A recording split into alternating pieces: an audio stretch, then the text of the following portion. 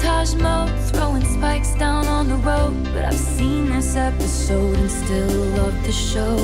Who else decodes you? And who